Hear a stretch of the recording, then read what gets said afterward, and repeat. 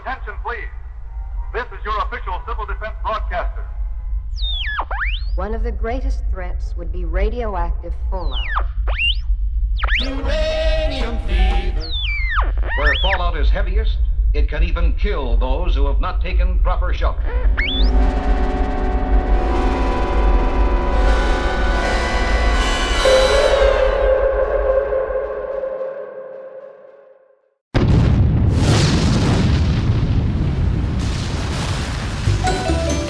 Broadcasting deep underground in a questionably constructed survivalist bunker is Dave CHAFINZ and KENNETH VIGUE, and your host as always, Mr. Robots. This episode of the Fallout Hub is brought to you by Sugar Bombs. Sugar Bombs! Who needs teeth anyway?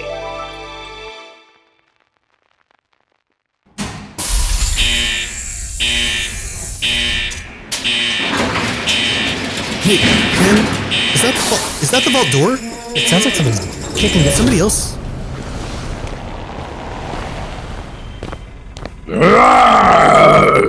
What? Is that I am here. That's a super mutant. Get the laser rifled. This place comes with its own super mutants. Humans. What is going on right now? I don't even know it. Win again. I'm getting out of here. Wait. Hello? He took off his head? Oh my Hello? god! Oh my god! That's Am I Wes the only one- Johnson. Am I the only one here for the costume party? Hello? Oh my god. It's Wes Where Johnson. did you get that costume? Oh, hi. Hey, sorry you guys are here. I was just looking for Tim. I was supposed to be here for the costume party. This was the last address I had for him. I guess I'm early. Yeah. Sure. Sure. Yeah, come on in. I'm Should I put the hit back on? you can take it off. I bet it's hot in there. You don't have to wear it. I got to tell you, this is pretty steamy. I think the last person who wore this was a ghoul. So, Well, I bet it smells good. yeah, nice. Like bacon. Yes. So yeah, come on in. Grab a Get seat. ready, Vic. All right. So I guess you and Tim are good old friends. So Well, we've been out of touch for a little while, but this is the last address I had, and this is kind of a standing thing. The party, the costume party, and it's kind of Mardi Gras time in many parts of the country, and I figured why not in Appalachia, right? Yeah, sounds great. Well, yeah, we're kind of just hanging out, helping get things ready, but we got some time. This is Ken. I'm Tom. Hi, Ken. Tom. Yeah, how are you? Awesome. Yeah, we're big fans. We love. Oh man, the different characters you've played over the years in the different games. We'd love to just kind of pick your brain and ask some questions and find out more. Well, go right ahead, lad. Tell me what you want to say. What do you got? What questions do you have? Awesome. Oh, so by the way, we're also see the console over here, the red lights on. We're kind of doing a podcast recording, so you're going to be. Oh, that would have been nice cool? before I came in a super mutant outfit. No, but it was totally cool. The listeners are going to love it. Yeah, and it'll be fine. I'm sure. All right, I'm gonna strip out of this too, man, because really it does smell a bit like bacon, but irradiated bacon is no good. Right. No, you've got clothes on under there, right? Oh yeah. Oh, yeah. Okay, good. Yeah. Okay. All right. If not, I think there's some followers of the apocalypse robes over here. Yeah, there's plenty of those. I don't know why those are all in there. They've been washed. Was that from the last party? I think it was. Yeah, this smells a little stale. Great. Okay, well, it's got to be better than old gob. So, all right. Old cob. So, yeah, I don't know where Tim is, and there was somebody else I was supposed to be here, wasn't he? Yeah, he's. I guess. He was checking one of the areas that we haven't really explored very well. I have a feeling he may have fallen through. There was a hole back there. I think there might be a whole lower floor. We might have to go check on him. What do you tell him? You tell him that I'm sorry I missed him. And the next time he doesn't show up, I'll skip rope with his entrails. Yeah, we will definitely let him know that. I'm sure he's kicking himself right now and probably screaming for our help to get back out of the hole he fell down. So, we'll have to go find we've him. all been there, haven't we? So to our listeners, you guys, Wes Johnson, if you are not familiar with the name, you, I'm sure, are familiar with some of the characters he's played throughout the years. All the way back in Oblivion, if you played through Elder Scrolls for Oblivion, Lucian LeChance, the Grey Fox. And if you got off the boat in Morrowind, I would have met you and said, "Oh, yes, we've been expecting you. Come right in." Well, there you go. Yeah, some of our audience will remember Morrowind. That's true. Yes. That's awesome. Sheogorath, of course, one of your fan favorite characters. And then from the Fallout series, you've got Fawkes, Scribe Bigsley, Sparky. The protectrons, the sentry bots. There was the Silver Shroud. Yeah, I was Mr. Burke. I want you to blow the cesspool off the map. Yes, there's that. Now, if you were a female character, if you're playing as a female character, you might have recognized me a bit more because of the love notes he would have ended up sending to you. Ooh. I never played through as a female. What? Fallout 3? Yeah. I don't know that I played a female. My wife did. You've been flirting with my wife. Well, and it was lovely. It was lovely, I have to say. Well, thanks. She's a very lovely person. So every time we have a guest on the show, we go through a quick 20 questions, and the idea here is don't think too hard, just kind of answer. Well, that'll be easy enough. All right. So you ready? Yeah. All right, here we go. Start it off. What's your favorite dinosaur? Oh, well, Tyrannosaurus Rex, who can never choice. scratch his own back. That's very Those true. sad little arms. Yeah. All right. What do you think is the worst way to die? Death. Death itself. I think murder by death is terrible. I would imagine there are lots of bad ways to die, but mostly I think the worst would probably be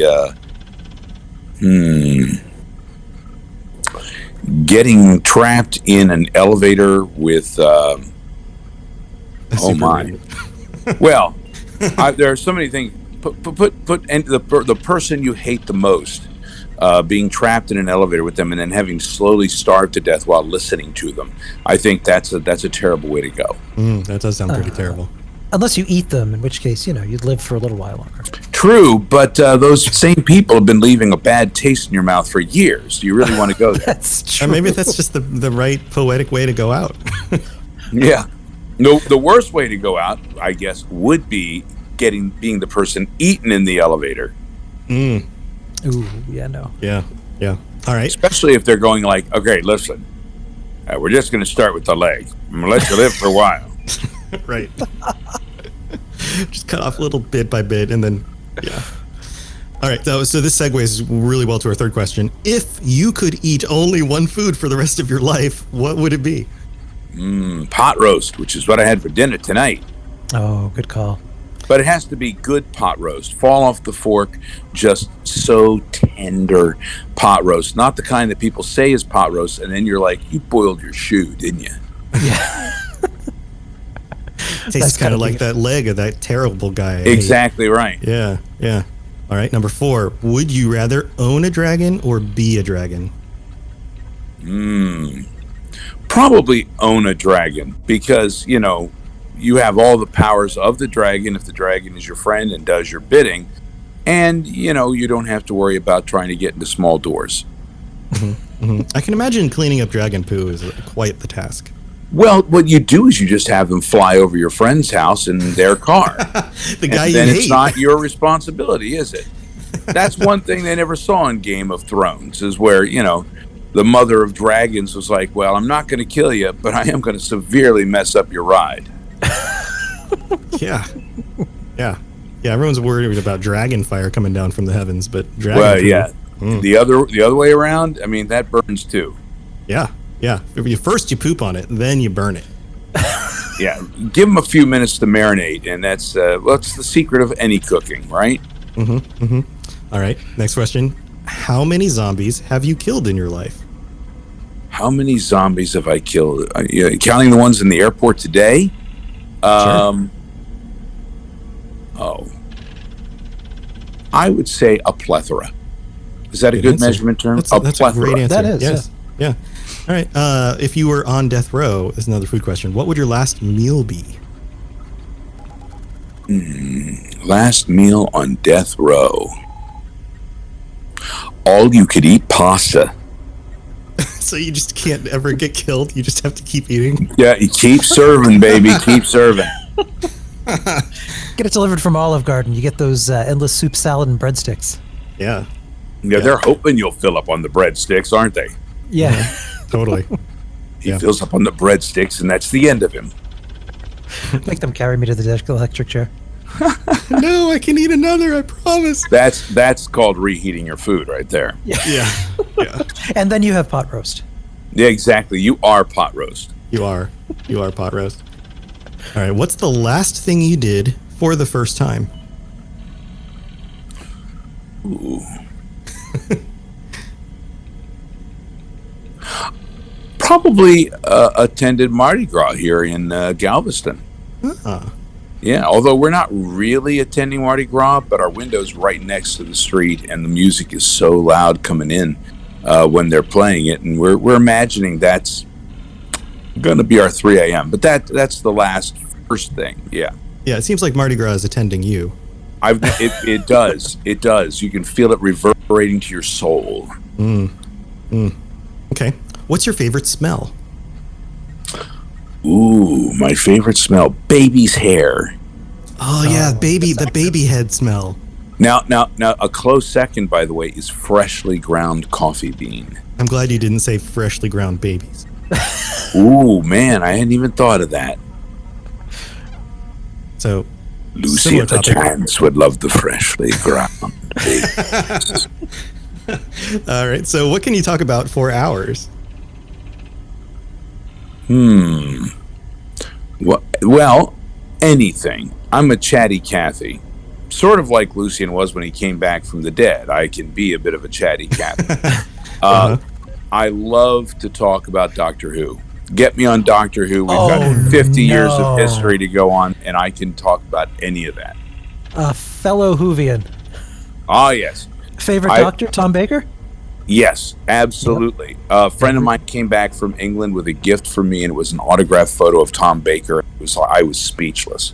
He's still doing stuff with Big Finish, and it's awesome still hearing him play the role. He sounds just as young as ever in most of them. There's a few of them where he sounds tired and phones it in, but then again, there were a couple episodes along the way that Tom did that as well, and we just didn't care because he was Tom Baker. Yeah, he talk about lighting up a room. He has such an amazing personality. Oh, he was amazing, and he still is amazing, and he really does believe that he's still the Doctor, no matter what. Yep. You can't convince him otherwise. You probably can't convince me otherwise. The day of the Doctor anniversary, he showed up again. Surprised by that. Yeah, that was great. Where he's the curator. He's reprising that role. He is going to reprise the curator. He is. Big Finish just announced that today. They're going to do an episode with Paul McGann on Big Finish with him as the curator, where Paul McGann as the Doctor is trapped on Earth. So they have to team up together, the Paul McGann Doctor and then the future Tom Baker Doctor. Well, that's wonderful. Well, that sounds like some timey-wimey stuff right there. Timey-wimey, very. We revisit just a few of the old favorites. Yes, exactly. All right, let's have a lot to do. Let's keep going because we're only about halfway through the list. So let's you asked me what I could talk about forever. Yeah, me on that, and then we're never going to stop. Yeah, I could talk about that forever. All right, what's your most favorite animal in the world? My Chai Weenie. Your Chai Weenie? That's a great name. I'm assuming that's a dog. It is a dog. It's a cross between a dachshund and a chihuahua. She's the sweetest thing. Her name is Cosette. We call her Cozy. Except she's really sweet and nice with us, but if she's in the car and somebody walks up the door, she becomes Cujo instantly. That's awesome. All right, would you rather lose an arm or a leg? Oh my. Probably a leg. You can always get a good, nice replacement leg, but getting the arms to do what you want, you get those replaced. Although, a hook's rather intimidating on the metro. You're trying to get a seat, isn't it? That's true. It is true, yes. If you were a kitchen appliance, which one would you be? Melon baller. I love that he didn't think about that. You're like, I've known the answer to this question my whole life. I just have never I've been waiting. asked it. Where would no one expect to find the bodies? Where would In no the one? elevator. Yeah, probably. Oh, they'd find them all right. That door would open and be like, oh my God. Where would they not look? In the mulch. That's a good one. All right, here's a tough one. If you could shoot one condiment from your belly button, which would it be? What? Well, it would have to be mayonnaise just for the consternation it would cause. Oh, no. Yes, that would be pretty messed up looking. What song do you want to be played at your funeral?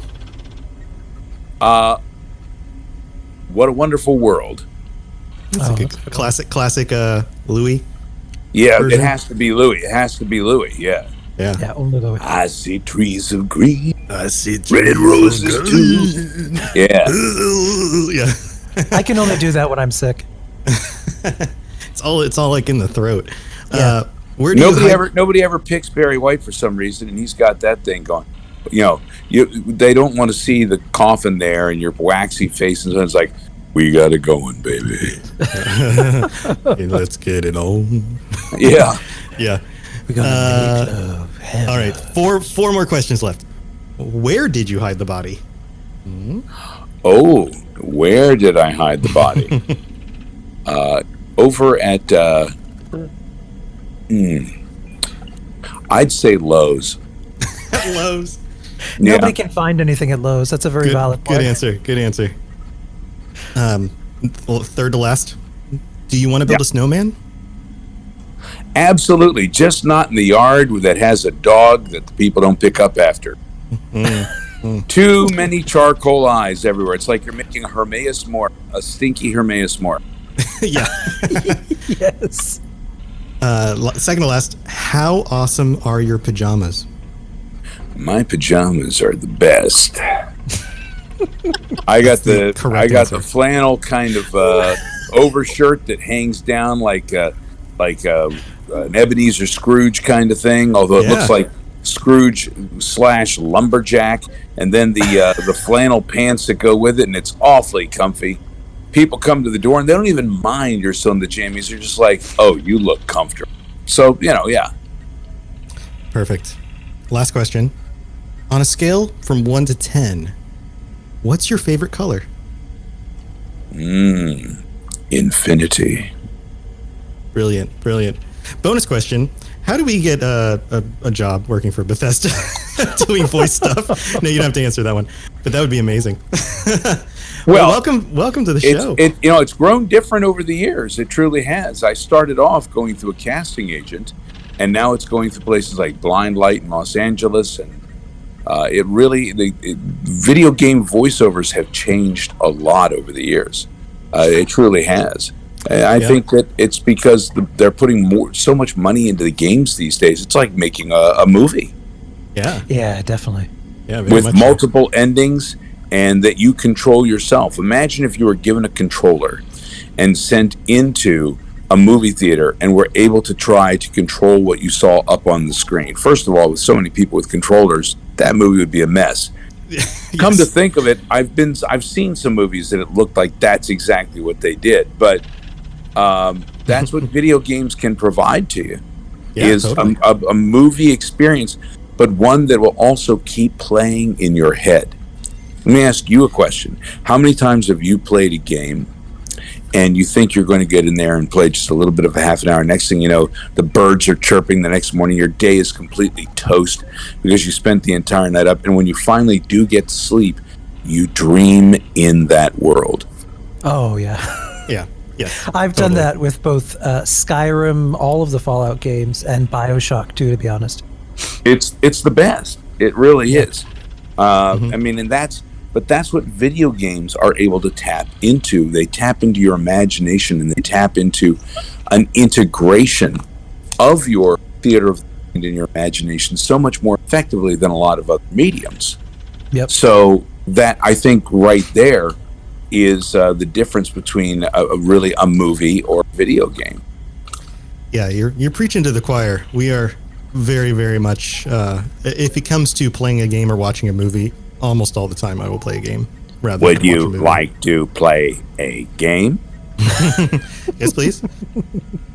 So, touching back on, you were saying back when you started, how did you get into voice acting? Basically, as a casting agent, I lived in the Washington, D.C. area, and a casting agent called me up. They were looking for somebody with different voices. There was a game, Unreal 2. Remember Unreal 2? Oh, yeah. Yeah. If you killed anybody in Unreal 2, it was probably me. When you're You've killing mass people, that's all I was. I know other people who actually got to play characters in that game. My good friend Jeff Baker was one of them. They got actual characters in the game. Me, they said, we just need you to die over and over again. It's the same kind of experience as, what ex-girlfriends would say. But you go in, and they set this thing up so that you get, this time you're getting burned to death. Okay, you've just been stabbed. Okay, you're getting your head cut off. This is an explosion, and you have to crawl away. So you're for 4 hours just dying, and your voice slowly dying as well the entire time. But that was my first experience, was just dying the deaths of over 200 people in Unreal 2. I basically was the equivalent of the Wilhelm scream for that. Yeah.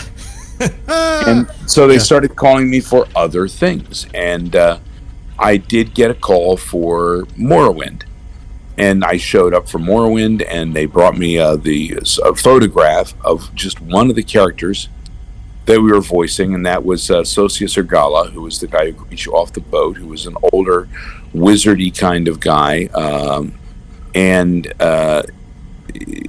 I based the voice on that. What I didn't realize at the time was that was going to become the entire race. So the entire race sounded like old bald men.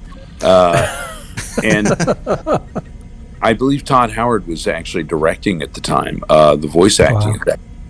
And I was like, well, when we went to the battle sounds, and that's the thing, you save your battles and your deaths for last, because that does take a toll on the voice. Sure. So I'm saying, how do these guys fight? It's like, well, they're wizards. They're not their feet. They're not really battle hardened. I said, oh, okay. So do you think they, scream like a little bitch when they got hit with a sword? Yes. So that's what I was doing. I'd be getting hit with a broadsword. And oh, stop. People started playing, and they pick out Breton to play with, and suddenly they don't like the fact that their character is screaming and whining when they're getting hit with a sword. They're like, my mage is more manly than that. So it was the first time I ever ran across a Reddit page where people were like, we're building a whole mod to replace Wes Johnson's voice. So that was nice. Yeah, because they wanted it to be more manly. But it's Todd's fault. He told me to be a wuss. Well, it's funny because the whole race thing it continued on through Oblivion at first, and I played the Imperials in that one. And the Imperials were a different kind of thing, but midway through, the casting director, the voice director, and he casted me, was Mark Lampert. And he says, this guy's a little more evil. He's a little different. Maybe we should play him a little bit differently. That was the beginning of the whole change for me. And suddenly, Lucian the Chance of the Dark Brotherhood was born, dear child of Sithis. And resonance with that. He was great. I loved playing him, and suddenly he's just out of lines. I had no idea why until I played and found myself hanging an Apple Watch. Spoilers. But on an old game at this point. Yeah, but that was the first time to do a character that was a little bit different than all the rest of the races, and it was received so well that when we did the Shivering Isles expansion, suddenly there were a lot more voices and a lot more different characters, and I did play about 8 to 9 people in the expansion, including Sheogorath, Dias, one of the executioners, Humnus Columnus, the suicide guy, but they all had voices. And to me, the best thing is to do a different character and a different voice, and nobody knows you're doing the same thing. Yeah. That I love. Because immersion in a video game is the most important thing. What I was telling you about, when you play the game and you're so into the world that you dream it, if you ruin the immersion with a voiceover, that's a true shame. You never want to take anybody out of the game at all, ever. It's amazing the amount of characters and voices you have done. If anyone looks you up, it's impressive. And I'm a big fan of Mel Blanc. And Mel Blanc, the way he would develop characters, I got a chance to look at Sheogorath, and Sheogorath was one where they came to me and they said, we're thinking of doing something a little different. They wanted him to be more manic. They wanted him to be all over the place. They wanted him to be scary and funny. And they were saying Robin Williams at first, and I thought, well, Robin's a bit too cuddly, to be somebody who's scary like that. And I thought, who would be a good, if they want to do a stand-up, and I started thinking about it, and I thought, who would be, who's very funny, and you feel like you could pal around with him and have a beer, but you never want to piss him off, and that's Billy Connolly. So the Scottish side of Sheogorath came from that, but then I thought, it's not enough for him to be Scottish. This is what happens when you give a voice actor a little bit of time to think a character through. I wanted him to also be Irish, because he'd go back and forth between the Scottish and the Irish, and occasionally you'll note that Sheogorath will drop his accent altogether, especially when he's angry or malevolent. Right, yeah. And all of them are there when he's talking about, the different kinds of foods that he'd like. And he's like, oh, perhaps you'd have brain pie. Oh, brain pie! Perfect! Care to donate? So you've got all three. You've got the Irish, you've got the Scottish, and then you've got nothing altogether. And I thought that's going to put people off a little bit. It did confuse some of the people in Scotland and Ireland. I'll give you that. Like, where the hell is this guy from? What? But why is he? Yeah. But having the voices change slightly and subtly and imperceptibly to some, but also the accents and all this, and I'm like, Sheogorath is none of those things. Every voice that he does is an affectation because he just wants to. Right. He's just chaotic by nature. Yeah. And so he was great, and I loved going back and forth and swinging that pendulum back and forth between a friendly Irish fellow from Cork, Ireland, to the manic, crazy Scottish, then to, pulling it almost back altogether, especially when he starts changing into Jigalag. Mm-hmm. Again, spoilers. He is Jigalag until, of course, he gets the staff of Sheogorath in your hand, and slowly over the next couple hundred years, no matter what you look like, mantles you into him. Right. Yeah, there's so one of the other shows I do is the Elder Scrolls Lorecast, and getting into that topic is always fun. Sheogorath, two of the characters you've played, Sheogorath and Hermaeus Mora, are probably my two favorite Daedric princes. Yeah, they're mine as well. Because Hermaeus Mora is one of the weirdest voices dragon. Yep, because they're twisting so the tongue, crazy, tongue and twister, weird. literally. Yeah, and that is a really unique way to talk, for sure. Well, if you do that to people, they get very impatient. I've discovered, and some people are impatient with Hermaeus Mora, but I think that adds to the creepiness level when you're in a different world. Yeah, agreed. Yes, yeah. And I love really strange world, and he's hovering there over everything, looking over these tomes and shelves of books, and you can look over them with millions of eyes and tentacles, and he's shapeless and formless, and yet his full visage would blow someone's mind and scare them to death. I love the guy, and I mean, when you get into the Fallout world, some of those characters too, I adore. I love Mo Cronin. Talking about getting you guys out, they swing a little hefty hickory, right? You're looking for a swatter, and he irritates people. Come back later, kid. I'm busy. People don't like they don't like that Mo won't give them the time of day.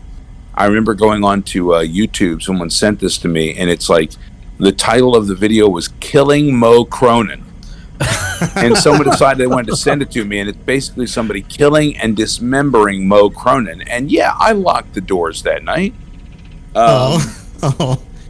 But I love the Silver Shroud is great. Old time radio. That has to be a compliment.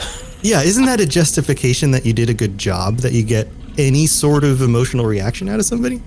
Oh, yeah. And, people like, even a friend of mine, Craig Seckler, plays the adoring fan, who people hate, but they love hearing him do the voice. He launched 1 million memes, and they launched 1 million adoring fans off of clips. But again, you create a pearl that way. I guess a little slight irritant is what creates the pearl in the end, right? Yeah, totally. So your first gig with Bethesda was Morrowind. It was Morrowind, yes. And then you went on, and you've pretty much been in everything since then, including some of the other smaller side type projects. I've enjoyed Legends. I've enjoyed doing Blades. People wondered about Theodore Gorlash until suddenly he showed up sounding just like Sheogorath. Yes, I've dabbled in Blades. I haven't played a ton, but he showed up, and I looked at him, and I looked at the name, and I went, I know what's going on here. And then I went and talked to him and went, yep. Well, the eyes have it. Look at his eyes. Look him in the eyes. Tell me he's not lying to you. So, you've done both high fantasy and apocalypse fantasy. I guess you could say sci-fi type stuff. All of this stuff is fantasy. And all the robots, all the protectrons. I love the protectrons. Yeah. Do you feel like there's similarities or differences? Do you have to like get in a different mindset to be in each of those worlds? No, because whatever character you're playing, that you're embodying whatever their story is. You're trying to inhabit them and bring them to life. So you're not necessarily telling the story of the world when you have a character. You're telling the story of that character. Like when we first did the supermutants, I was told by Mark, again, was the director, and when he said, try to imagine if a gorilla had been given, the brains to try to communicate, but still was trying to form words through a voice box, a gorilla's voice box that was never to speak. And that was a very interesting, the struggles that you have going through it. I know that the FEV that my characters, my super mutants, went through was a different FEV than the ones that Michael Dorn did. The West Coast FEV was a different FEV than the East Coast, evidently. Right, the virus that mutates them into super mutants. Right, exactly, yes. Right, yeah. Right. So they're slightly different, and you've got some of them that are a little more intelligent and a little more human than others. Yeah, and some of them who like Fawkes is different than the other ones. Yeah, and I've played through. People ask if I play the games. Yeah, I play them a lot. 600-800 hours in some of these games, and Fawkes, especially after Broken Steel, becomes nigh invulnerable. And you go out and he takes that laser Gatling gun and just like raises the place, and everybody's laying about you, and suddenly says something like, "I don't know why people don't attack when you're around." It's like, and me as Wes just sitting there going, "Because you killed them all, Fawkes. They're not attacking because you killed them all." Did your job, buddy. Yeah, I do talk to my characters sometimes on the screen, but the thing is, when I'm playing the game, I'm the character that I'm playing. I'm not the characters I voiced. Does that make sense? Oh, yeah. Yeah, absolutely. They become somebody else, and I can yell back at them. I get on the spectral spirit in Skyrim, Lucian LeChance's ghost, and it's like, shut up, Lucian. Yes, I do know the tale of Matthew Bellamont. Jeez, get over it. I've already been through this. Gosh. He carved off your nibbly bits. We got it. So you have a diversity here of heroic characters and villainous characters. Do you have a preference? Villain is always a lot more fun to play. Yeah. But, there's something about playing a straight up heroic character and trying to imbue it with some kind of life. Now, the guards that I played in some of the Skyrim Oblivion guards were interesting, the Halt Criminal Scum and all this, because they believe they're always in the right. And remember, every character that you play, even if it's a villain, they are the hero of their own story. Lucian LeChance was the hero of his own story. And well, yet, I mean, he's like the hero of like everything. Yeah. He's Dark Brotherhood, so, you know. You sleep rather soundly for a murder. You know, try waking somebody up with that once or twice. They don't respond well. That's Or how I answer get the my wife phone up. that way. That's how I get my wife up in the morning. Yeah. DIVORCE, my friend. Oh no, she's a big fan. She loves it. Oh yeah. He would wake me up every morning, Your Honor, and say I slept soundly for. I'm sure he's like, ooh. Yeah, and a creepy, scary guy voice from a video game we both played. Yeah. Well, at conventions, when I go out to conventions, I can do Sheogorath, I can do super mutant, all these things in loud places. But in order to do the voice of Lucian, you have to sidle up to somebody. So if you're pulling up next to them and coming over to their ear, and you're whispering, "The Night Mother loves you," in their ear, My God. their flesh is going to crawl like a squid. Just to whisper ASMR it. from hell. Yeah. Hell SMR. Oh. So when you're playing, that's a different experience. Like you were saying, you're embodying the character you're playing. Do you? Exactly Most people try to be the good guy, but in these games, you don't always have to be. Do you? Well, you want to be. You don't. Here's the thing. How do you approach it? Even if I like to try to keep my regular main game as a good guy, a decent guy, but every once in a while, especially when I'm getting to the end of my game and I'm tired, I will save and murder the entire town. I know they'll all be back tomorrow when I bring it back up again, and I don't know whether they have a residual resentment with their AI as they're staring at you, but it seems like they'd be a little less sassy the next day. I had a like a Westworld thing guy going on. slaughtered everybody, but we're here, I guess. Maybe I just won't throw an Enwa at him this time. I'm not going to do it. Yeah, and Fallout 3, that was the game I started in. After, like, the fourth irritating quest from Moira, I finally decided, okay, you know what? I'm going to Tenpenny Tower, and I'm going to blow this place off the face of the planet. I did that after saving as well, and you come back, and guess what? She's I know, she's still there. I was like, are you kidding me? Yes. You're the only one I wanted dead. She never looked better then, did she? I know. Major improvement. Now, I know the girl who plays Moira. I've known her for years, and what was funny is playing that game, my guys were still young, and they don't care that that Dad does a bunch of video game voices. I would hear them in the back. The guards would come out and try to arrest them, and the next thing you know, the Dad's getting chopped up to pieces in the back room, and they're killing Dad. I'm pretty certain that if the Melendez brothers' parents had been in a video game, they might be alive today. They get a lot of frustration out that way, but they didn't care that I do this. They're not impressed with that at all. However, when I got Moira Brown to call and leave a message for them on their phone, that was something. It wasn't just Dad. It's not. Yeah. No, they're like, forget about you, Dad. Oh, those other people you're hanging out with, though, they're pretty cool. Yeah. Well, I don't know why my kids are suddenly talking like they're out of Brooklyn. You're pretty cool there, old man. So I'm sure the same thing happens to you, though. Do you get recognized in public? Or do your voice at like a convention when you start I talking to also somebody? do announcing. I do announcing, the arena announcing for the Washington Capitals. And I've done that for like the past 20 years. I've even got a really lovely Stanley Cup ring, a real one.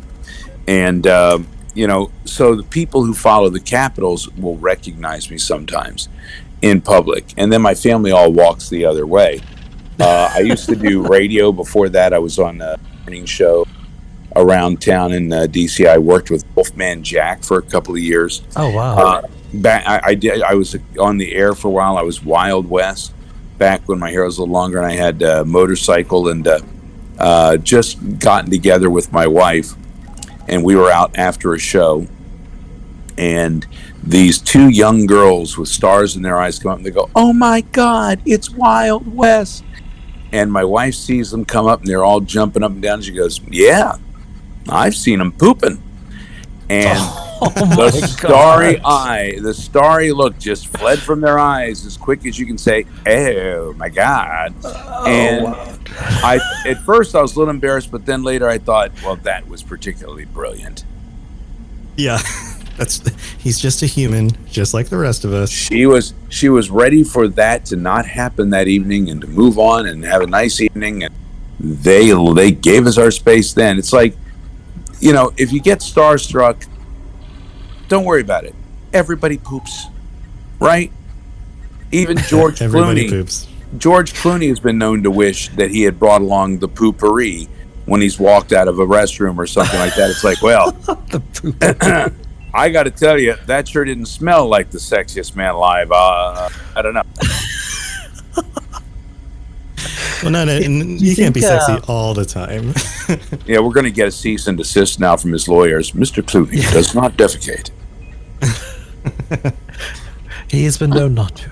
Do you think it's interesting getting a start in radio? I think voice acting it requires, I guess, a certain. Well, it's acting for one thing. The voice is beside the thing. I started off as an actor and a stand-up comic and a sketch comedian, and then moved that into radio. And then from radio, I started doing other things. I got cast in but voice acting in and of itself, it's the acting part of it. You don't necessarily have to have character voices, and the people who focus too much on the character side of it and forget that you're telling a story that has to bring people in and they're just doing a silly voice, well, then that in and of itself can break the immersion, and that to me is a crime. Do you think it doesn't feel authentic when it comes across like that? Yeah. Do you think it's harder to act and engage on stage or doing stand-up than it is with voice acting, or do you think voice acting is harder than physical acting? Well, no, they're just different. Film acting is smaller and it's internal, and a raise of an eyebrow or just a look can be seen by the camera and can end up being huge. On stage, you have to make it much bigger to be seen from the crowd and to get that across. And voice acting, in a way, is kind of in between there. It's right between those. You have to make some things a little bit large. The characterization and the visualizations were a little stiff. However, you need to imply your movement, imply the sound. If you're going to be swinging a sword, the grunt, the windedness, the air that you bring into a conversation. When someone is speaking, they don't just run off the words and that's the end of it. There's a pause, there's a breath, right. There's a little thinking. All of these things you bring into the video game that necessarily would not, that might be a little larger than what you would do for camera, but wouldn't be nearly as large as you would do for stage. So they're all very different. Now what can be exhausting is on stage you do a play and you're on stage for about an hour and a half, maybe 2 hours. And you're not on stage the entire time. In a film, you're filming small little bits here or there.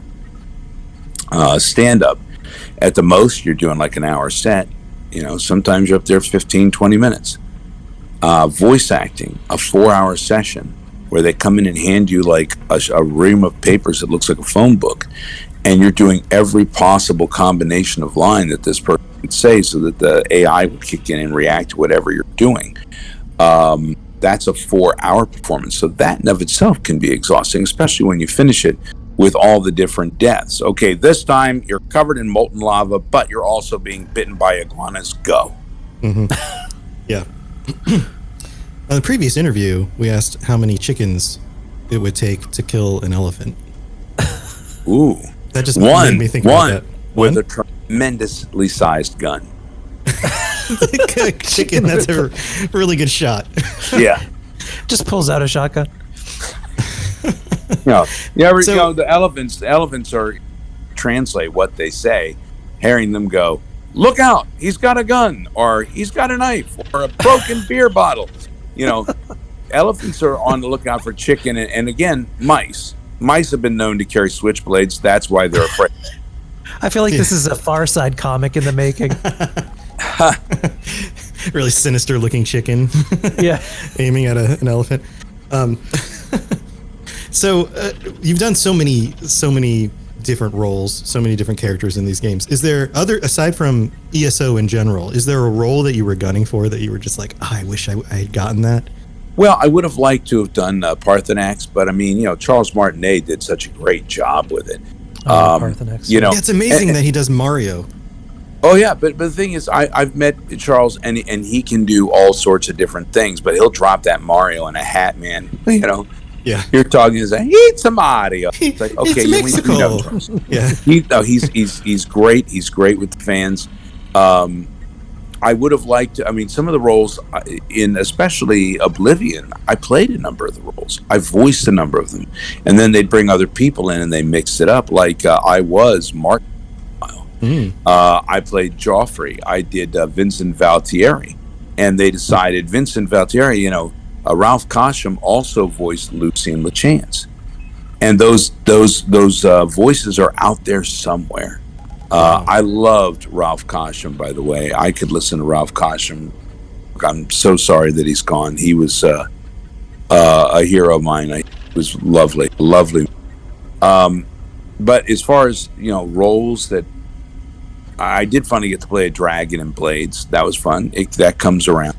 Other games that I would have liked to have done, I wanted to be in Red Dead Redemption. I played that one to death. That would be fun to do. You got a good cowboy voice? Well, if you want to do something like that, bring it on. So I like to play with voices as well, and one that I call the Old Prospectors one of my favorites, and I go, shucky dang darn. Well, I did sort of an old prospectory thing with some of the beggars in one of the games, although what happened was they had us do the beggar voice, but there weren't enough voices in the background. It defaulted to the regular, like, Imperial voice along the way. But I think people are wonderful because they come up with their own ideas and they go, well, why that is? I'm like, right. Why is that? Because all of the beggars are really spies for the Imperial government. It's like, okay. All right. I'll buy that. Okay. That's perfect. Headcanon. Sure. Well, yeah. Let's go with that. I think you're correct. I'm sure there are a lot of people listening to this who love these games and love the characters and would love, kind of like I joked in the beginning, but just even getting into voice acting. What would be your recommendation for a pathway into that? I would say, first of all, go to D. Bradley Baker's website. It's a must-read. D. Bradley Baker, great voiceover actor, and he's done a service to everybody. People breaking in, people who are already in, but it's called iwantobeavoiceactor.com. Check that out. All the information you ever want to do about breaking into the business, building your own home studio, it's all right there. And I would suggest that. I'd suggest getting out your phone and recording your voice doing some things and letting it sit for a day or two, come back and listen to it. And if you believe it 100%, then you're doing great. But the fact of the matter is you're going to listen to it and go, I'm not quite there. And you're going to keep honing it, keep practicing, keep recording.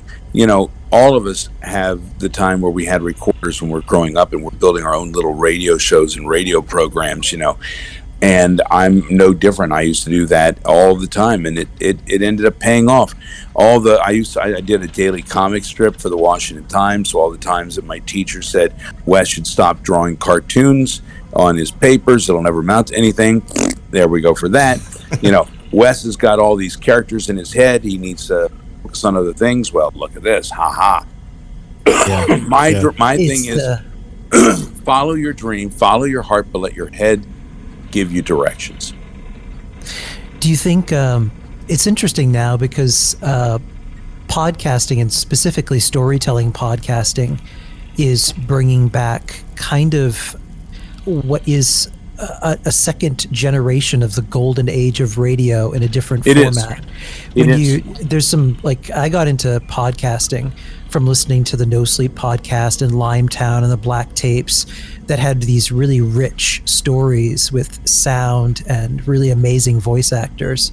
And it's an interesting time to get into voice acting, even in a podcasting format. Well, I mean, like you said, it is kind of like the new frontier in regard to radio.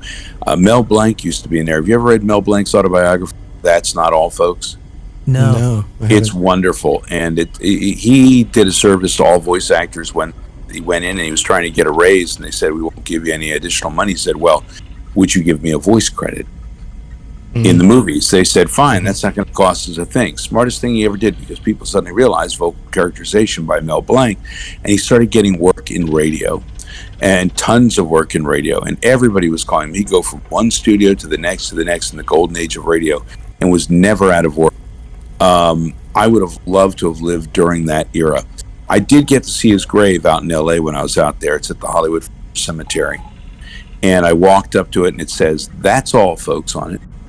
And I was talking to him, and I brought a rose I'd been given at a show the night before, and I put it down in front of his grave, and I said, "You know, Mel, I'm indebted to you. I really am. Everything you've ever done, I wanted to be you. I wonder if you were here today, what you might say to me." And at that point, right outside the cemetery, a novelty car horn goes off and goes, and all the goose flesh raises up on my arms. I'm like, "Thanks, Mel. Good talking with you. Take care. Have a good day." That's perfect. Yeah, I'm out of here. Yeah, all right. Yeah. For anybody who's not familiar, he was the voice of like so many different cartoon characters, Looney Tunes, all sorts of things. Bugs Bunny, any of the Looney Tunes. Eventually, even the ones he wasn't originally, he ended up taking over as time went on. He was Barney Rubble, the Flintstones. Mel Blanc was what was the robot in Buck Rogers? He was Astro the dog. Yeah, he was in everything. Oh yeah, Astro. Yep. I got to tell you, it's there's so many places. The acting is the way to go with most of these, though. You want to be a voice actor, be an actor. I've worked in film, I've worked on stage, I've worked with radio, and the thing is, work will always beget work. I was telling you guys before, I did the John Waters movie where I was a biker by the name of Fat Fuck Frank. And Selma Blair was my girlfriend in an NC-17 film. Like, that'll ever happen. And it was a great time. I have to go find that now. I've never seen that movie. It's called A Dirty Shame. Yeah, A Dirty Shame. Well, if you got to get the NC-17 version, because the R version, the neutered edition, is not nearly as funny. And on the full version, there's a documentary on the back called "All the Dirt on a Dirty Shame," which is a very funny documentary. But I mean, yeah, these photos all of are it ridiculous. is acting. I'm looking at them right now. Go ahead. So take acting lessons. Don't necessarily take voice lessons. Take acting lessons. Yeah, because you get the timing down. I think like I started acting in high school, and then doing some improv stuff, and doing voice acting now. You learn the pacing and inflection, and you can kind of personify the emotion in the moment to convey that through sound alone. Right. Being denied being able to do something physical. Well, yeah, and you infer a lot. Your voice will infer a lot. You can say a line straight through, but you're missing so many things, because take a look at Shakespeare. Shakespeare's done in pandemic verse. Well, I messed that up. But anyway, Shakespeare is done in verse. And sometimes it doesn't necessarily, as you're reading it, tell you what you need to know for the story's sake. But a good actor gets a hold of it. And they're telling the story. The words are not nearly as important sometimes as the inflection, as what you're hearing behind the words. Have you ever seen a person in a show where they say one thing and you know immediately they're talking about something else? That's the best. That's acting. And that's where, it isn't just the words on a page, but I got to tell you, it starts with the words on a page. So, all the guys who wrote for Sheogorath, they deserve all the credit in the world. The guys who created and wrote, guys like Emil Pagliarillo and Brian and all those guys who wrote those things, Fred, they put these words to paper and create these characters. That's as much a part of the creation of the character as the voice acting is, but you have to bring your side of the contribution. That's why you bring words to life. You have to bring them to life. They have to be said as if it's coming out of your mouth the first time. You have to understand what the meaning of the words is. What does it mean to me that I'm saying this? What are the emotions behind it? And if you're not saying that in your read, well, you failed the story, you failed the writer, you failed the listener. So there's a lot of responsibility in that. And doing a character voice, if you're doing a character voice, make sure that again, it's believable and it doesn't take you out. I'd rather somebody not do a character voice and give me good acting, as opposed to doing a character voice and all there is character. It's a shtick. Yeah. Has there ever been?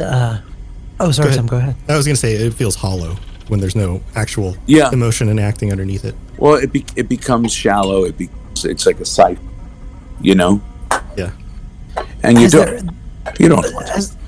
Has there ever been a situation where you have a strong impression of what the character is or would say, that you've gone to the director, whether it's a game or anything else, and suggested something alternatively, whether it's something they say or maybe doing it a little differently than what they intended? Sometimes, yeah.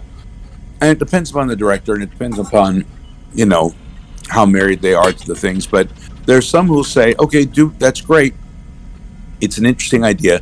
Give it to me the way that it's written, and then give it to me your way. And sometimes they go with your way. But your job isn't to be the writer. Right. I will say that with Sheogorath and with recently I came back and did the the Gray Fox.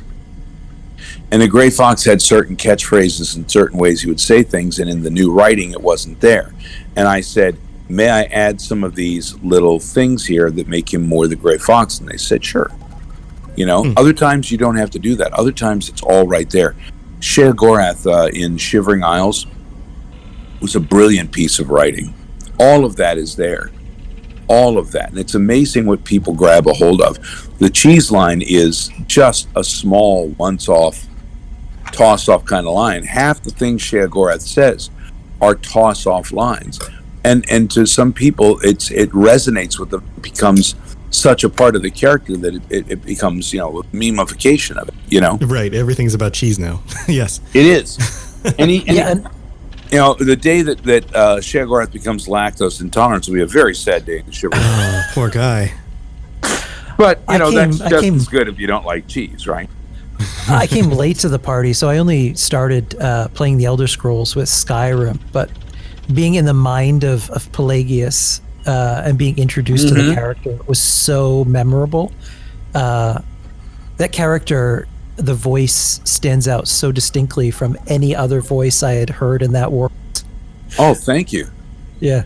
I love him. He's like a baby, of mine. And again, that I had a chance to spend the time to help, create who he was and the idea. When Todd first listened to it and they went back and listened to it, it was so different than what they had originally imagined that he wasn't sure he liked it at first, but then he kept saying, what? The more I listen to it, the more it's growing on me, and they went with it, and I'm glad that they did. It was, Lucien LeChance also is one of those things where Lucien LeChance is not an Imperial name, and yet I was playing the Imperials. That's why you had Ralph Cosham.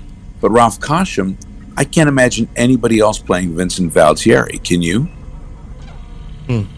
He was so good as Vincent Valtieri, and his Vincent Valtieri would have sounded very similar to Lucien LeChance.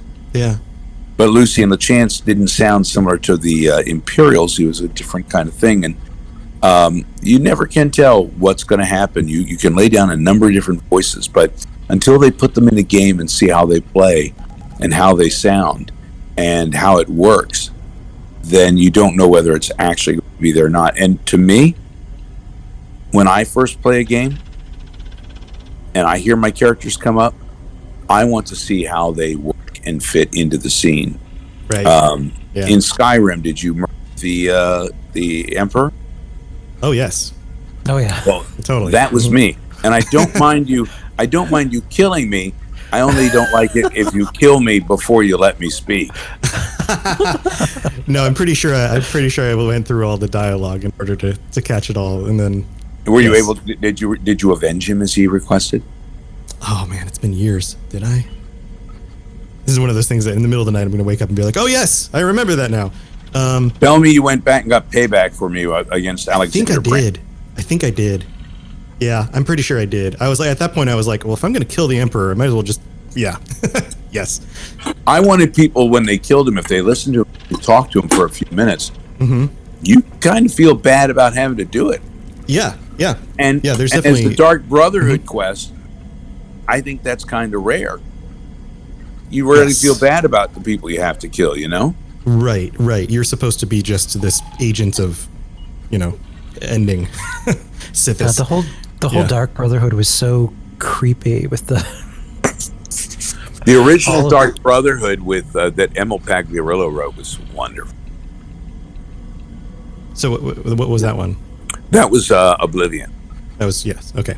Yeah. Oh, okay. Yeah, I do prefer the Oblivion Dark Brotherhood storyline to the one in Skyrim. I enjoy both, but, you know, that's, you know, and you interact with Lucian and all that, so. Yeah, but then when you have to go through and they give you the cleansing ritual, I felt bad about that because you get close, and especially with Vincent Valtieri, you end up getting close to these characters, and it's like, you must do this, dear child of Sithis. Yeah, yeah. Yeah, those stories just get dark, and then they just keep getting darker. And there's something about that I really enjoy in a good a storyline, whether it's a TV series or something. When it gets to the point where you're like, oh man, this is about as dark as it's gonna get, and all of a sudden they just ramp it up again, and you're like, oh, yeah, we can go further. Okay. Yeah, you know, I love the fact that there are people who play and try to play a straight game all the way through, and yet, if they go through the arena and they end up having to kill the grand champion, they get a visit from Lucian then. Oh, yeah. That he'll wake you up then. Huh, but I didn't realize that. That's a very creepy moment in the game, though, isn't it? You don't expect to be woken up. Yes. My, and I've noted this on my shows before, my first Elder Scrolls game was Oblivion. I dabbled a little bit more, but never really could grab onto it. It was too crazy and foreign at the time for me. But Oblivion did that thing where you feel like you're absorbed into this world, and because I wasn't very familiar with the Elder Scrolls world yet, I was able to be immersed in it in a sense of like, well, I don't know what's going to happen when I do these things. And then when, you know, somebody shows up and all of a sudden you're like, oh, I murdered somebody and now this is happening. Or when you turn into a vampire and you're like, I'm getting these crazy weird dreams and I have some sort of disease, but I don't know what that means. That stuff really grabs me. Yeah, there's no penicillin in the game. No penicillin. So I don't want to keep you too long. I know you stumbled in here and were looking for a party. Well, I mean, the suit's not getting any less stinky. So let's wrap up our conversation. I don't want you to spoil any NDAs or anything. I don't want to get you in trouble. Are there any roles coming up that you're excited about that you can tell us about? Well, I'm excited to know that there are games that are being done. Nothing that I know role-wise. The thing is, when you create the games, the voices, some of the last things that happen, everything else is almost ready to go. So they bring the voice actors in last. And so, you know, I just sit back and wait for the calls. I've had a chance to do some things for Legends and do some things for Blades, and that's always lovely. And I've been continuing to add voices for Fallout 76, which is terrific. And of course, you've got the whole new expansion coming out. And I would suggest that you go out and get that. Here's the thing about Fallout 76. It's continuing to grow and continuing to change. And it's going to be to the point where people are going to be happy to play it. And if you do happen to see me in the game, don't kill me and steal my stuff. Leave me be. Well, Ken happens to be in the beta trial or whatever it's called. So he may have already encountered you. Have you run into Mr. Fluffy was one I did earlier, one of the protectrons that I like. He's a little different. Yeah. His attitude. I love Mr. Fluffy. And playing the protectrons has been something that you know, they get programmed and they go across all the games, and I love being able to do that. I really that to me, when I first started doing it, was a very science fiction-y kind of thing, because it goes back to like Forbidden Planet, Robbie the Robot kind of thing, you know? Yeah. And I just, it makes me very happy. And I've gotten to the point now where I can fall into the rhythm of the speech and they don't modulate it more as much as you would think. A lot of that is my pattern as I'm reading it. You know. Mm-hmm. Could you do one? Just welcome to Appalachia, partner. Yes. That's awesome. I am Mr. Fluffy. Could you say, this is the Fallout Hub? Okay, here we go. This is the Fallout Hub. Awesome. I'm putting that as my ringtone. Awesome. Oh, that's awesome. How about this? I'll give you one. Hey, how you doing? This is Mo Cronin. And you listen to the Fallout Hub, or I'm coming after you with a swatter. You know, the kind with either the barbed wire or the spikes, but it's a good one. It's great hickory. Nice. Nice. It's a great hickory. Or then you can do one that's like, I need you to follow justice and listen to the Fallout Hub. I do, as does the Mistress of Mystery. Yes. Oh, that's awesome. Well, good times. Well, I don't want to keep you too long. I know you're looking for the party, and yeah. Well, there's a Mardi Gras thing that was going on, and I don't know whether or not I might have to peel out of the super mutant thing, just put on a baseball cap, carry a swatter, and pretend I'm Mo. Yeah, well, there you go. There you go. Well, or if I'm tired enough, I'll just be Scrooge Bigsley, which is actually the closest to my own voice, just really exhausted and irritated than any of the others. Mm-hmm. I hear it. Have you been playing 76? Yeah, I haven't played it actually in a few weeks, but I have it, and I have played it, and I've jumped in.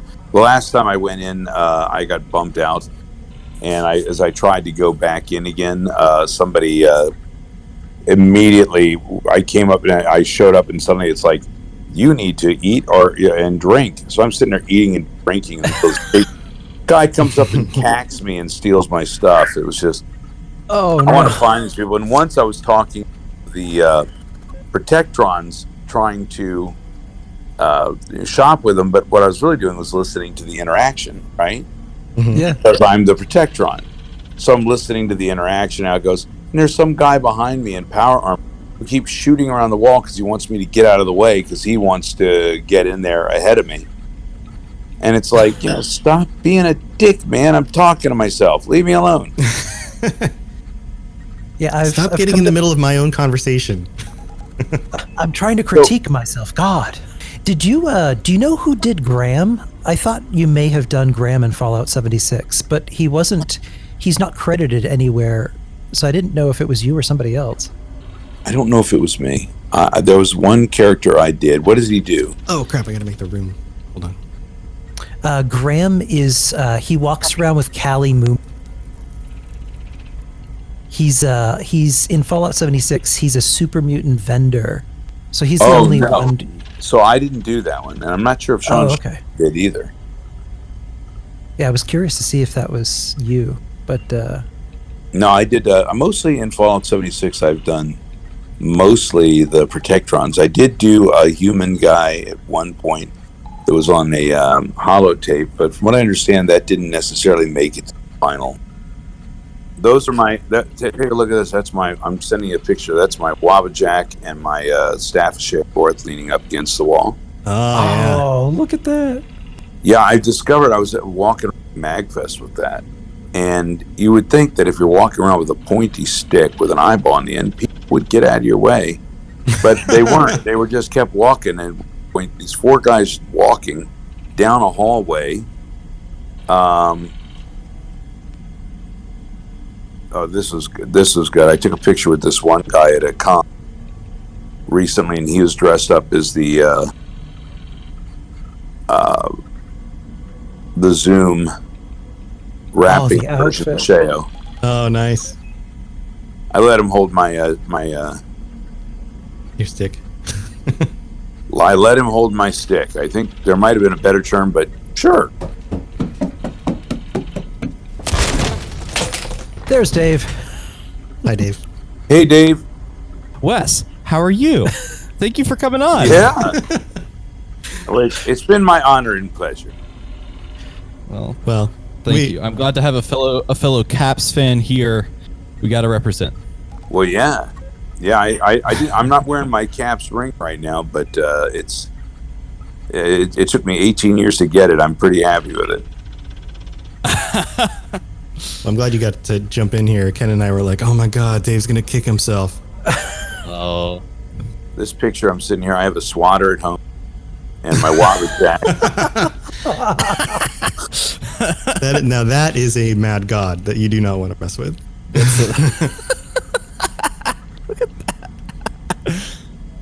So that may be a shot you want to use. Yeah, that's great. Yeah, that's good. Yeah, I'm going to use that one. That's a good. fantastic one. I don't know if they asked you this question. They may have already had. So the difference is, like, you've obviously like done the fantasy stuff, but when you're looking into like characters, and you've done a wide array, I've looked it up, of characters in a bunch of the Fallout games. When it comes to like local dialects or accents from that perspective, how much do you dive into that? Because it's like, from my perspective, it's easy to kind of be over the top, whereas like you finding that middle ground, how do you find it? You have to make it sound natural, you have to make it sound natural. And for me, like with Sheogorath, I based two sides of his personality, one on Billy Connolly and the other on Tom Stack, the guy who owns the Irish Channel in DC, and he's from lovely Cork, Ireland. And I'll tell you this little story about Tom, and it's basically about any owner of an Irish pub. All right, good advice for you here. Tom comes to me and he goes, Wes, I understand that you love the Macallan, and it's fine. I love it. It's great. However, there's the thing. It's called Redbreast. It's 12 years old. Now it's a blended whiskey. It's not the single malt, but you'll find that it's just as smooth as the Macallan, and you'll find that it's even a little less expensive, but just as good. I don't know about that, Tom. I don't know. Hold on a moment. Set us up a few. So they bring them out, and they set up a few shots of the Redbreast. So I take a shot of the Redbreast, and I'm thinking to myself, oh my God, that's good. But I don't say that. What I say is, I don't know, Tom. It's nice, but it's no Macallan. Before I give you, he goes, bring us two more. Bring us two more. We need two more over here. Oh, you're going to try it again. You're going to find that it's lovely. Come here, bring it on over. So we take that and we try the additional couple of shots. And I'm going, I don't know. We'll make a long story a little shorter. It took at least 3 shots before I admitted to him how good it was. Never admit to a man who owns a pub, who's buying you a drink, that what he's giving you is the best thing you've ever tasted. Not at first. Hedge your bets a little bit. So when you talk to Tom Stack, and I listen to him, and I listen to his voice, and you try to you work with them over different periods of time. If you have someone like that to base a part of it on, or a Billy Connolly to base the other on, when you're going Scottish, and then you go back and forth between the two of them, you know what I'm saying? Because he's crazy! If you're able to do that, that's great, but sometimes the accents are hard to find. These days, you can go online. There are people who put accents up online. You can go listen to things anywhere.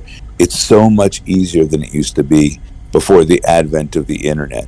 But definitely get yourself something, record it, listen to it, and if you don't convince yourself, try it again. That was one of the things I was saying to you guys. You do a voice, you record it, and you let it sit for a day. So when you play it back, you're not immediately listening to what you just did. You're listening to it with a more objective ear. And if it's not perfect, why? What's it missing? Sometimes you need to go very much farther than you felt was comfortable in certain vowels or cutting something a little short. A lot of it is the rhythm. It's the rhythm of a speech, not necessarily the sound of the speech. The rhythms are different. So there's kind of like a musicality to it. That's absolutely a musicality. That's crazy to think about. And listen, it's the same thing with music through different regions, right? Different regions, the music is different. The rhythms are different. That's why you've got salsa. That's why you've got jazz. That's why you've got rap. You've got big. They're all different. And in order, when you hear somebody coming out and trying to do rap who's never done rap before, well, don't you? It sounds foreign. Yeah. Well, it sounds amateurish. It doesn't sound authentic. Right. And you want them to buy you doing it. You practice. And you become your own worst critic. Sometimes, with video game voice acting, they bring you in and they give you something right away, and you have to fall back on things because improvisation. You're talking about improvisation earlier. Mm-hmm. You grab something, and then you try to stick with it and stay consistent with it because you're making up characters on the spot. And you're probably going off of less information than you would another kind of project. The writer may not be there in the room. Right. Sometimes they are. Sometimes they are not. I have a background in a little bit of the anthropology, and so I went to Virginia Tech, which I'm sure that most of the people that live up in the DC area are either Virginia Tech, UVA, or Maryland. So we did. So you get your capitals love on. You're saying, right, right. Well, guys, this has been really, really cool. Yeah, it has been. I'm grateful to do this with you guys, and thanks for asking them at Bethesda to do it. Yeah, there's been more recently. There's been a real change in the air. It's unusual for a company this size to connect with content creators. But to be able to connect with people at a very high level is something new. So it's kind of cool to be able to do stuff like this. Yeah, we're excited. We're hoping that this continues and that we, the reason why we do our shows is because we love these games, the same way you do. Oh, yeah. And the people who make them. I've done some stuff I didn't even mention in there. I've done some stuff with people for charity. I've been able to, and Bethesda's been behind it. They said, yeah, go ahead. As long as it's charity, go right ahead. And I did some things for Shoddy Cast. And cool. I love the Shoddy Cast. Yeah, I'm Jeff trying and I to revised our Sheogorath and Haskell characters for it. I've been trying to track him down because I'd love to interview him. The videos that he did back in the day telling his stories are amazing. They're very nice people. And the Lefebvre brothers, I did some stuff with them. They actually got me to do, they're the guys who were running around originally doing the Skyrim and Oblivion kind of voices and pretending to be me, basically. Mm-hmm. And they had me do a voice for one of their first live action, character driven things, Oblivion in real life. So I did a voice for it. I was like the voice of the speak over the speaker at a little convenience store. And then they asked me if I'd do something live, so they came to me. Came down, flew to DC one winter, went out, found a place in the woods that would match the woods that they were doing, and I actually filmed a scene with them. And all of this was approved by Bethesda, and I did it for Alzheimer's Association. Wow. Yeah, I've been thinking about things that we can do as a podcast network, maybe like an annual fundraiser for some sort of cause, and maybe something video game focused, and have all the different shows pull money in. That might be fun to. I don't know if you mind being reached out to again. If maybe we could raise enough money to get you on as a guest or something. Yeah, if there's ever something you're doing something for charity, you let me know. Okay. Yeah, I'm more than happy to help. Because I can run it as by long Bethesda. as long as it's approved by Bethesda, we're good to go. Awesome. Yeah. We'll think on that. I'm sure we'll come up with something, but we'll be in touch. Well, guys, you have a great evening. I'm gonna fold up the tent. I got to get out of here first thing tomorrow. Yeah. We're going on like I said, the high seas, and of course next year we're gonna do it again. So if You guys want to come out and Cool. ride on the boat for 5 days? Where does it sail out of? This year it's out of Galveston, Texas. Next year it's going to go out of Orlando. Next year it's right in your backyard. Yeah, that's it's. I know the next year port we're that going goes to out the of. Bahamas. It's on the other. It's on the what we call the Space Coast. So it's like 2-hour drive from here. Like you could totally just drive and get on the boat. Yeah. Yeah. You would love it, and you know, really for something like around $300, you get a cabin, you get all the food for the entire week, and it's just amazing. Yeah, that sounds great. It's the perfect time of year for it too, because the summer gets so hot, but in the winter it's just nice. Oh yeah, it's just Last year when we went to the Bahamas last year. So last year was my first year on it, and we went to the Bahamas, and it was like 9 degrees below zero. Oh man! Outside, back in DC when we left, and everybody was freezing their butt off, and I'm like down in 90-degree weather, right? Sipping drinks, Sunshine. frozen rum drinks out of pineapples. Bahama Mamas, yep. People were like, "You son of a bitch." Son of a bitch. Yeah. We were in Jamaica in November, and it was much like that, where they were already paying like Christmas carols at the bar. Yeah. And it was 16 degrees in Charleston. It's just beautiful. It was beautiful. Now next year when we go back, there was a restaurant too. And it's in the fish fry area.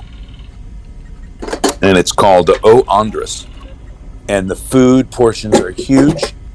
They have, like, they'll bring you order the snapper. They bring 2 large fried red snappers. You get plantains. You get, they're the fried plantains. There are the, mac and cheese, which is just like so cheesy to die for. And Death by cheese. Yeah. That sounds like something Sheogorath would be into. So, until he becomes lactose intolerant. Indeed. Right. But it was really great. They also had the tropical conch salad down there, and we ended up getting a guy who drove us around everywhere, and he was terrific. And the whole place was just wonderful, and we really had a good time. So if you guys decide to come down, and everybody just hangs. It's not like, we did do a Voice-a-Palooza, and there were a couple of panels. There was like karaoke late night, and you're out there with all these different voice actors, doing karaoke. But the thing is, we were all just palling around, So if you ever go to a convention and you're like, I didn't really get a chance to hang out with anybody, this is different. This is way different. Yeah, it sounds like a lot of time to just chill. This is going on my bucket list. Yeah. That sounds amazing. Yeah, I'm following the Twitter. So yeah, and John's hysterical. John and I are we get into a lot of trouble. Don't throw anyone off the boat. That's probably not a good idea. Oh no. They won't let you back on the boat then. Yeah, we want to get back on the boat. Could you imagine putting that in your memoirs? Chapter 14. Chapter 14. Sheogorath, Duke Nukem, Sheogorath, and a Denny's got at 2 drunk, a.m. tossed me off a boat. I was at sea for 3 days before they fished me out. Yeah, they would never find me again. Remember that guy? It'd be the best thing that ever happened to JB. So, if anybody wanted to follow you on social media or keep up with the stuff you're doing, what's the best way for them to? Wes Johnson Voice is my handle on Twitter. If you look at me up on Instagram, it's just Wes Johnson, and I am out and about, and we're heading off to the high sea the next couple of days with John St. John, who's bringing Duke Nukem bringing his balls of steel to the John Con out there. So of course, you're going to be out in saltwater. They could get a bit rusty if he's not careful. Yeah, gotta watch out for that. Are you doing any events coming up that people come see you? I will be at AwesomeCon in Washington, D.C. on May the 1st through the 3rd. And so come by and check me out at the booth. We're going to be doing a Voice-a-Palooza panel there.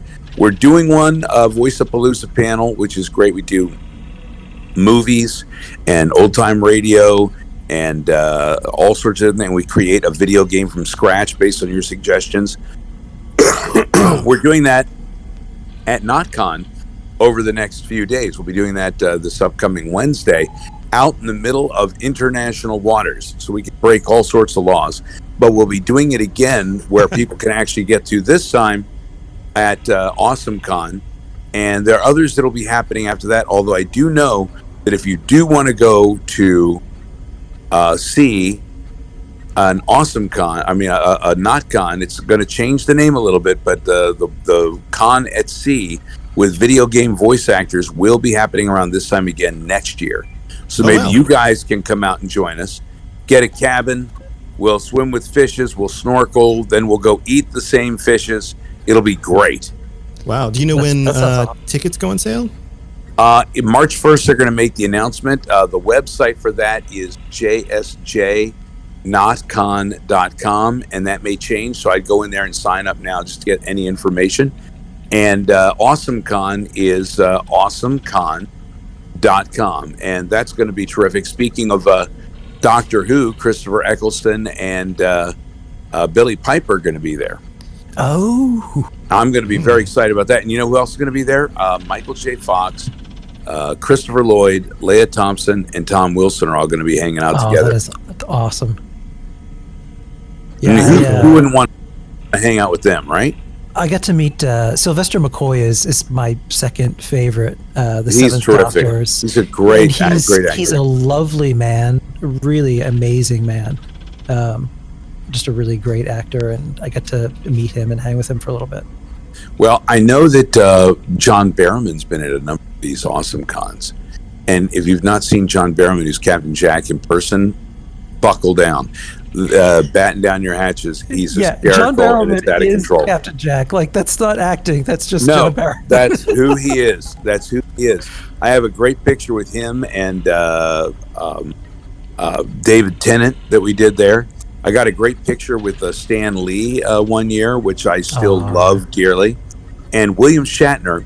If you ever go online and look up the William Shatner School of Acting, back when I was heavier, we did the William Shatner School. My God, there's something on the wing. And I put it out online because it was on Funny or Die at first years ago. And I put it out on Twitter and I tagged William Shatner. And as soon as I sent it, I was suddenly like, what have I done? I was a little afraid. And I got a message back from him that basically said, sounds more like catnip, and had a little smiley emoticon there, a winky emoticon. And I thought, that's the best I could hope for. So we went out, one last story. We went out and I had my 3 sons with me, and we went to get a photo taken with William Shatner because I had given him some stuff from the Capitals for charity and wanted to chat with him, but I said, we're going to pay and get our picture taken with William Shatner. So as we're heading up to the booth, you hear them go, ready, go. Poof, they take the picture. I said, guys, you hear that? Ready, go. As soon as they do that, just before they do that, I want you to assume there's a scene in the William Shatner School of Acting where he pulls the arms up and goes, we're talking about bang, oh, and the arms go back and forth, angst, oh, and the usage of a bad toupee. And so, but with the arms up and everybody going, oh, I said, we're going to all assume the William Shatner School of Acting pose. We go in, we're surrounding William Shatner, and suddenly they go, ready, go. We, oh, and all our arms come up, they take the picture, William Shatner looks confused, and as soon as that happens, he goes, well, that's fun. So, Right. a lovely memento. That's funny. That's a good story. Well, thank you for stumbling into our vault. Yeah, thank you so much. I mean, Tim's vault. Yeah. Awesome. Well, here's your head. Your Fox head. Thank you. It's still sweaty inside. Lovely. Yeah. Love it. Wonderful to speak with you. No one bothers me when you're around. Well, thanks for joining us, Mr. great. Fox. Bye. Bye. Bye. Have a good evening. Enjoy your party.